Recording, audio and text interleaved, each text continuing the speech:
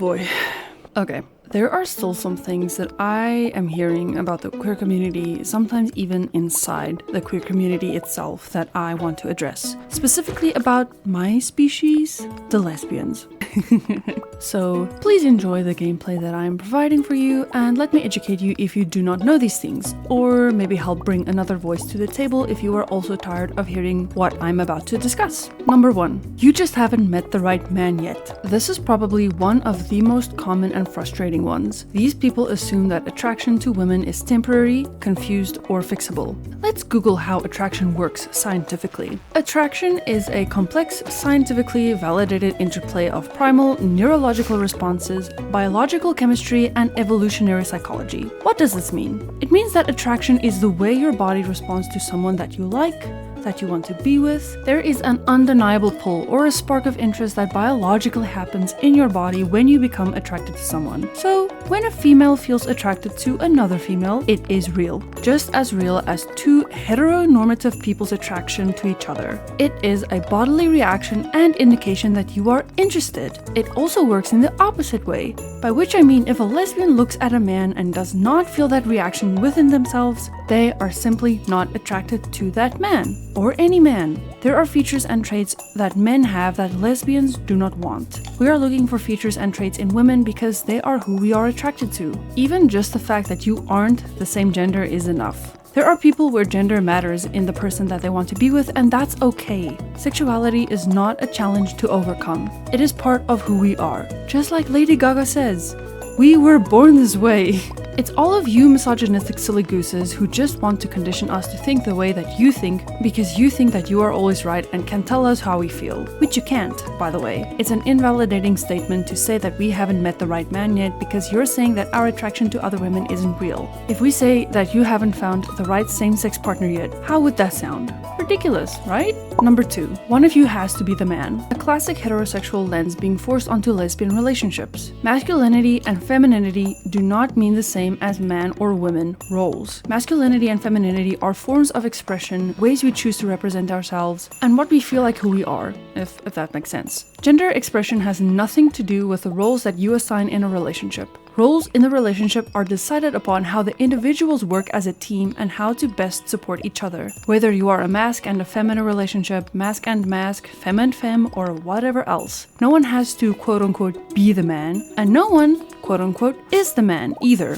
That's one of the points of a lesbian relationship. There is no man. Number 3. Femme lesbians aren't actually gay. People often assume more feminine lesbians are too pretty to be gay or doing it for attention. Now, I'm not a femme lesbian myself, but this is a topic that I have seen enough times to know that it also needs to be talked about. What I can say from my knowledge is that this assumption causes invisibility to femme lesbians. One of the problems is that people expect queerness to look a certain way. If a lesbian is feminine, people assume they're straight.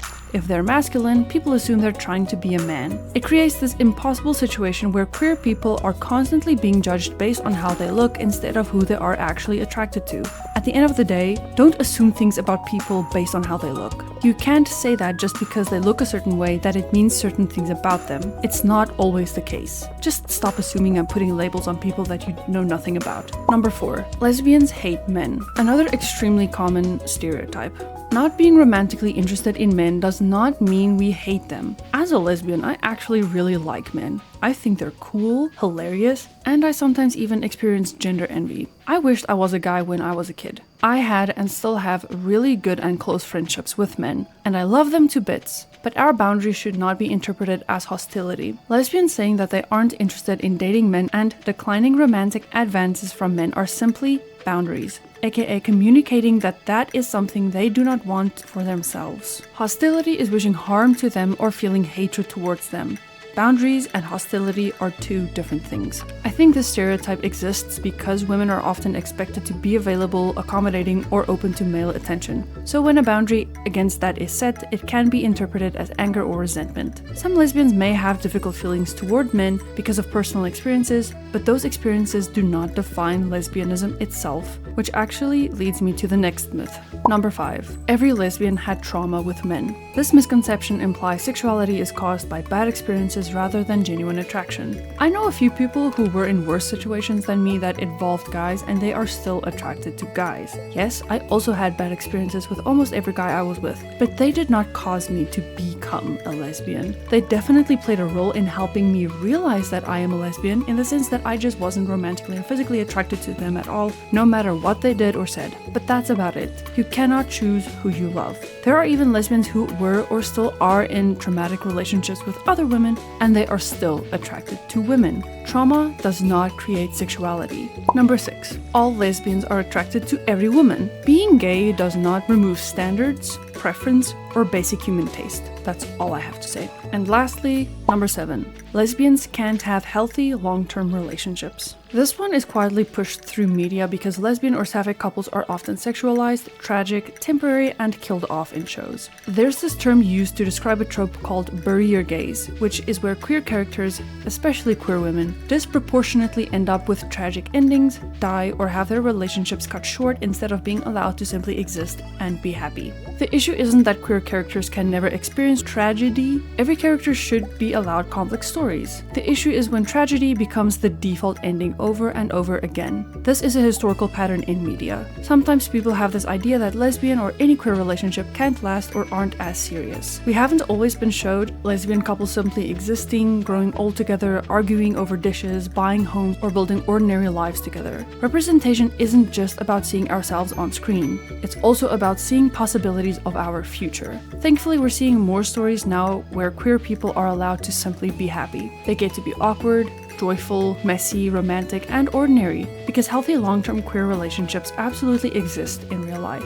That's another reason why I love Arcane. Caitlyn and Vi's relationship is messy and complex, but they still care for one another and they overcome those hardships and work together and still have each other at the end of it. And their relationship and feelings toward each other are still real after everything. Another favorite story of mine is Legends and Lattes. It's about an orc putting her mercenary days behind her and opens a coffee shop where a succubus helps her out, and they naturally develop feelings for one another and have normal arguments and go through hardships together. A comfort story for me, honestly. Travis Baldry did an amazing job. Obviously, it's not the main story, it's just a subplot, but it's still included in a normal way, just like any other relationship would have been. So I'm really grateful for where the representation is today, and I'm really excited to see how the representation will grow in any form of media, and have it help normalize a healthy life for the queer community. That's all I have.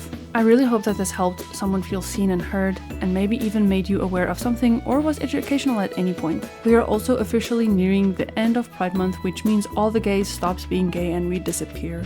So if you have a queer friend in your life, remind them that you'll miss them and that you can't wait to see them next year. All jokes aside, I hope you had a great Pride Month, and remember that you are valid and important and loved. Thank you for listening and or watching, and I'll talk to you in the next one.